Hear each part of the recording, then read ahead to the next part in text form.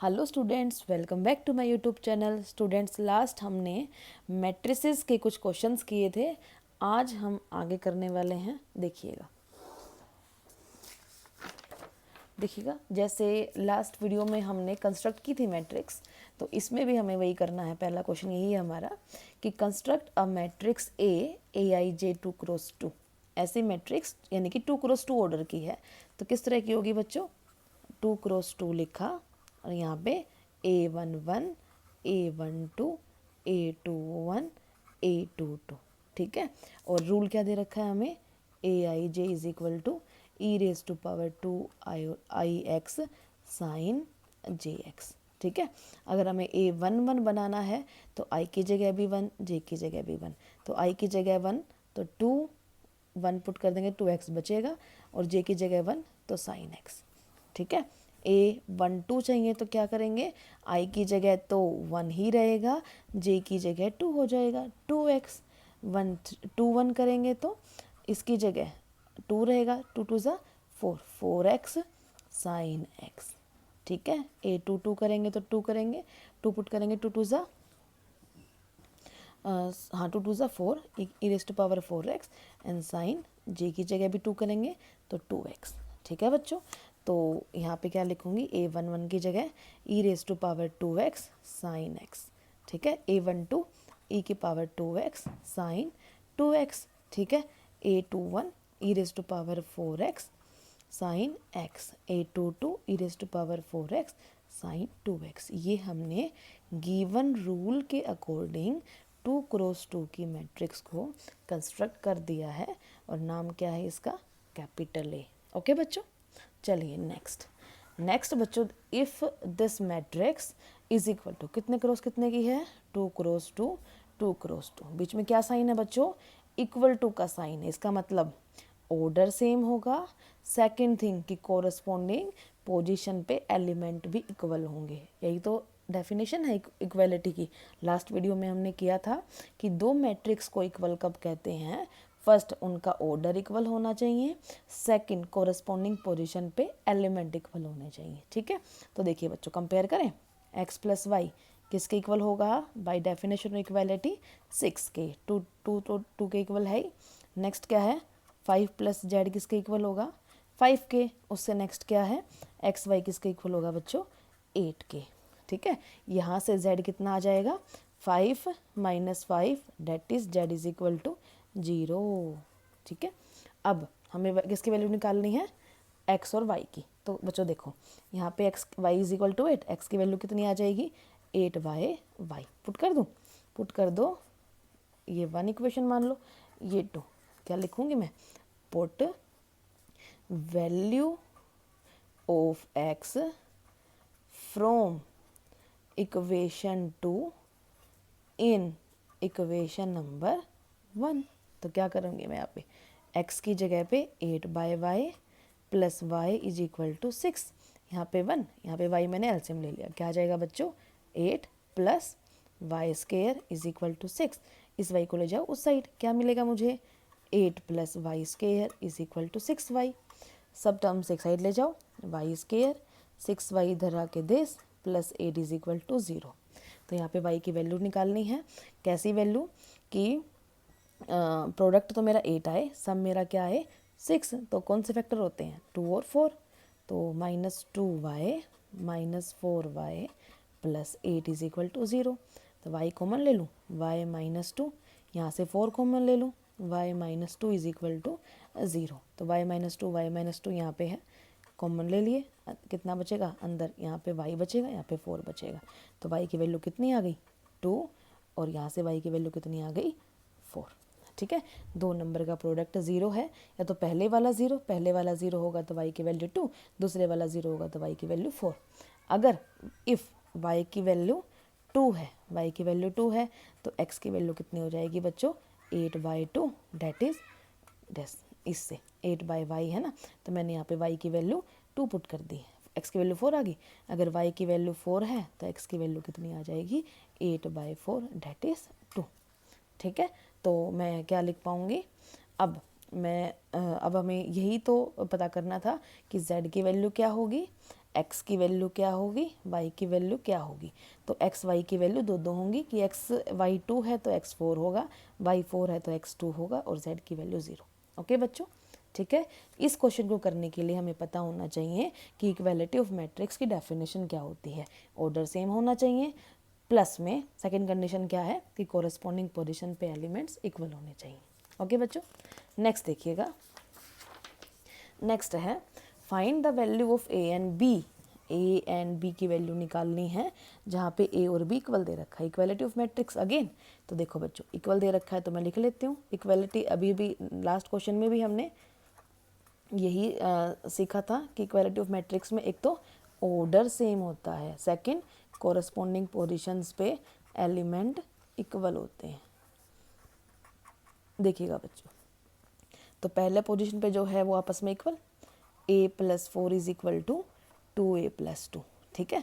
Second position पे क्या है, 3b is equal to b square plus 2, ठीक है। थर्ड पोजीशन पे क्या है, 8 और 8 ये तो इक्वल ही हैं। फोर्थ पे क्या है, बी स्केयर माइनस 5b, ठीक है। तो ये इससे b की वैल्यू निकाल लो, इससे b की वैल्यू निकाल लो, एक ही बात है, ठीक है। तो देखो बच्चों बी स्केयर 3b को साइड ले गई मैं प्लस 2, ठीक है 0।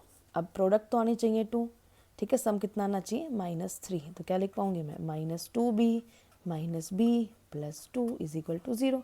यहाँ से b कॉमन, क्या आ जाएगा b -2, यहाँ से -1 कॉमन ले लो, क्या आ जाएगा b -2 इज इक्वल टू 0।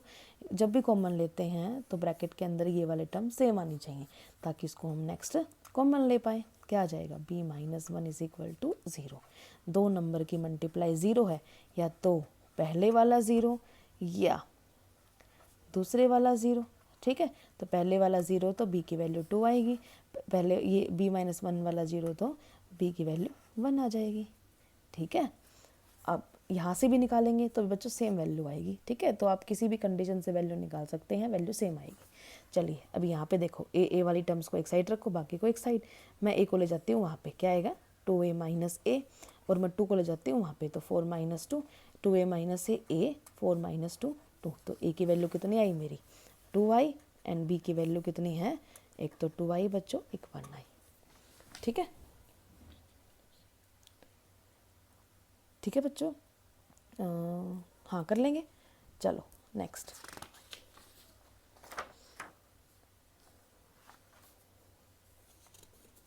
चलिए next, find the value of a b c and d from the equation. क्या आएगी बच्चों, सेम इक्वालिटी है। फर्स्ट ऑफ ऑल तो ऑर्डर चेक करेंगे 2 क्रॉस 2, 2 क्रॉस 2, क्या आएगा a minus b is equal to -1। Second 2a plus c is equal to 5। Third 2a minus b is equal to 0। Fourth 3c plus d is equal to 13, ठीक है। तो देखिए बच्चों इन दोनों से ए और बी की वैल्यू निकाल लूँ मैं, क्या आएगी ए और बी की, देखो यहाँ से मैं ए माइनस बी से मैं ए की वैल्यू निकाल लेती हूँ, क्या आएगा उधर -1 प्लस बी, यानी कि ए की वैल्यू b -1, ये मैं पुट कर लेती हूँ इस वाली इक्वेशन में। तो क्या आएगा बच्चों मेरे पास 2, ए की value b -1 minus b is equal to 0, तो क्या आएगा 2b -2 plus b is equal to 0। 2b minus b -2 is equal to 0। b की वैल्यू कितनी आएगी बच्चों 2, ठीक है। अब b की वैल्यू 2 यहाँ पुट कर दो, a is equal to 2 minus 1 that is 1। तो a की वैल्यू कितनी आई मेरी 1। ओके बच्चों, अब देखिएगा, अब यहाँ इसमें पुट कर दूँ मैं, उसमें क्या है मेरा 2a plus c is equal to 5। a की वैल्यू मेरे पास 1 है, पुट कर दो, क्या आ जाएगा c की वैल्यू आ जाएगी 5, 2 प्लस का उधर जाके माइनस, डेट इज c की वैल्यू कितनी आई 3, ठीक है। c की वैल्यू भी आ गई। फोर्थ में c की वैल्यू पुट करके d की वैल्यू निकाल लो, इजी। 3 इंटू में 3 plus d is equal to 13, तो डी की वैल्यू कितनी आ गई 13 माइनस 9, डेट इज डी की वैल्यू कितनी आ गई 4, ठीक है। तो अगर ये दोनों मैट्रिक्स इक्वल हैं तो ए की वैल्यू 1 आएगी, ए की वैल्यू 1 आएगी, बी की वैल्यू 2 आएगी, सी की वैल्यू 3 आएगी, डी की वैल्यू 4 आएगी। ओके बच्चों, चलिए नेक्स्ट बच्चों हम आर्टिकल करते हैं कि अगर कोई मैट्रिक्स है, मैट्रिक्स एलजेब्रा पढ़ते हैं, एलजेब्रा ऑफ मैट्रिसेस, उसके अंदर पहला स्केलर मल्टीप्लिकेशन ऑफ मैट्रिक्स पढ़ते हैं, स्केलर मल्टीप्लिकेशन ऑफ मैट्रिक्स। ठीक है बच्चों, देखिए वो क्या होता है स्केलर मल्टीप्लिकेशन। जैसे कोई मैट्रिक्स दे रखी है उसको किसी एक स्केलर से, किसी एक नंबर से मल्टीप्लाई, जैसे मेरी मैट्रिक्स दे रखी है A11 A12, एग्जाम्पल है बच्चों A21 A22 2 क्रॉस 3 2 क्रॉस 2 की, तो मैं कैसे मल्टीप्लाई करूँगी, ये स्केलर अंदर एलिमेंट के हर एक मैट्रिक्स के हर एक एलिमेंट से मल्टीप्लाई हो जाएगा। तो मैं क्या लिख पाऊँगी, K into A11 K into A12 K into A21 K into A22। ठीक है, तो ऐसे स्केलर मल्टीप्लाई होता है। अगर स्केलर मल्टीप्लिकेशन की बात करते हैं तो हम क्या कहते हैं कि जो स्केलर मल्टीप्लाई है वो अंदर जाके मैट्रिक्स के हर एलिमेंट के साथ मल्टीप्लाई हो जाएगा। जैसे मैंने बात की 2 1 3 5 4 2 1, ये ले लिया बच्चों, कितने क्रॉस कितने की मैट्रिक्स है, 2 क्रॉस 3 की या 2/3 की मैट्रिक्स है। तो मैं इसको कैसे करूँगी सॉल्व, 2 की मल्टीप्लाई 1 से 2 2 3 ज़ा 6 2 5 ज़ा 10 2 4 ज़ा 8 2 2 ज़ा 4 2 1 ज़ा 2 2 क्रॉस 3।